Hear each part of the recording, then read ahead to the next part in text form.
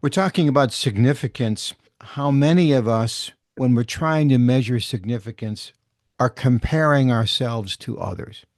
And I was at a sports banquet, and the guy who was doing his testimonial also talked about being very, very competitive.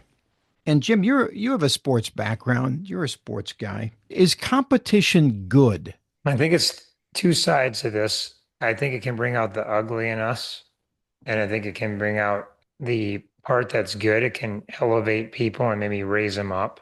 I think the part about competition that we see, and I think I could use the talent code wheel for this. I think statistically, they say that in personalities types, that 66% of the population is made up of like supporters, caretakers, processors, caring people. No, it doesn't mean they're not competitive because they can be. Competitiveness can be any way, but who gets wiped off the most? The over competitive athlete who just plays people that feel like they want to care for someone and then finally just says, "Well, just let them win because it's kind of exhausting. Let them win the game. Let them win the whatever we're playing because they're never going to be happy if they don't win." And that's kind of where we sit. So we don't see both sides of it. I think we've seen athletes who could tell you they're happy, but then they might have lost something for it. They lost their family to it or whatever. It needs to be something we have to contain. That's what I seem to notice is that I want to say probably 80% of the enjoyment of a sporting event you go to is did your team win or not? How was the game? Ah, we lost. You see, that's the first thing they say. And because winning then is so much part of the entertainment, then the athletes become super competitive. And then they're really complimented on it. That guy is a type A. I mean, he's a go-getter. He has no quit. He lives for the game. And I look at that and I say, I don't know. I don't know that that's good. I mean, it helps him win that game. It helps her win that game. But that sort of competition seems, I don't know, toxic almost. We got to remove the glory part, right? So I'm going to use something that's relevant. I just saw here the other day come up again and again. Caitlin Clark plays for a women's professional team in Indiana. Now, the men's team is in the playoffs as well. Now, for the season, there's been more tickets sold to the women's games than some of the men's games. But here's the thing. I think the top salary in the women's WNBA prior to her coming was 75,000. I think it's been raised because she's come into the game. So if I'm angry at her because she's getting the glory, I've got some work to do. But if I saw what God did, what was good, which she raised the awareness of the game and raised my stakes and my ability to do better, I can still play the game and win and beat her. I just have to understand I can't have anger or hatred towards the competition. When it becomes that, then we're looking at jobs wrong and we're looking at people wrong and we're going to be drained. So I think she's a good example of she raises that up, but it doesn't take away from your ability to compete against her or to win. But you should be grateful for what it made you to be. So let's look at other ways that people compete. I don't know who the richest person in the world is. Let's just say it's Jeff Bezos. If he makes you angry because he's rich, well, I guess you have to ask, why are you angry that he has more money than you? Why are you angry that this person is taller than you? Why are you angry that this person is more attractive than you? You said to me years ago on our map, there's this little kitty thing here, and then you drew this shoe and says, what's the pebble in your shoe? In other words, you make a good point. Like people will be aching and hurting, and you'll be like, well, maybe just take your shoe off and take the rock out of it, and then your foot won't hurt. Sounds obvious, right? But maybe if you're competitive and you're angry and you're mad that someone else has the glory, maybe that's where you got to start.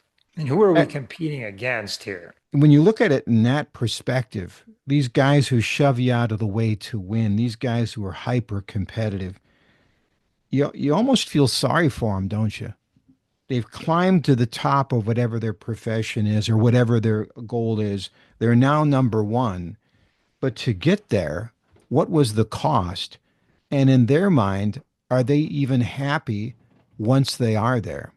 I saw an NBA game the other night and it ended the season for one team and the other team moves on. And I saw the dejected home team, just the fans were just, the competitor was just crawling out of their skin. They were not happy. No, they're not the ones playing, but they're the one vested as the fan.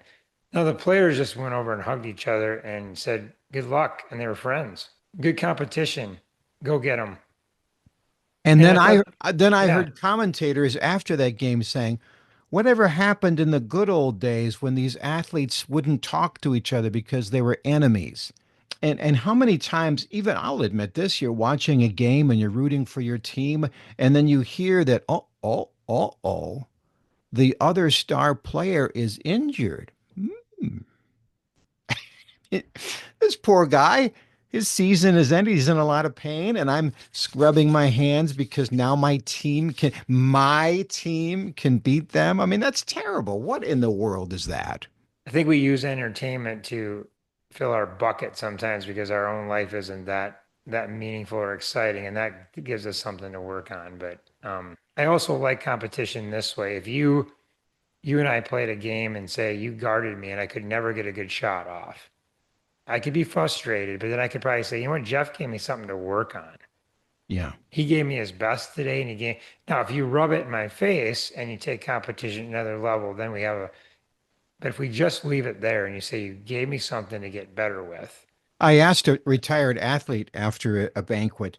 I pulled him aside. He was a competitor, a competitive guy, and say, "What would you say biblically about competition?" He said two things that I thought were interesting. He said, so Paul said, so I press on toward the goal to achieve the what's laid out for me. So in other words, he doesn't just coast, he's pushing himself to achieve the prize that Christ laid out. I said, well, that's good. That's a good answer. It's him trying to make himself better. And then I said, oh, that other scripture where iron sharpens iron. He said, yeah, that's another good one. So if you and I are doing our best and you have a good goal and it's not my goal, but we're kind of competing against each other, but it makes you press on and really try to be better, that also is an important aspect to competition that makes it honorable. Well, the path to significance is interesting because there's not going to be just one person who finds it. It's a collaborative effort where we work together and see the best in each other and call that out to each other. Maybe it's a challenge. Maybe it's a said, hey, I think you can be better.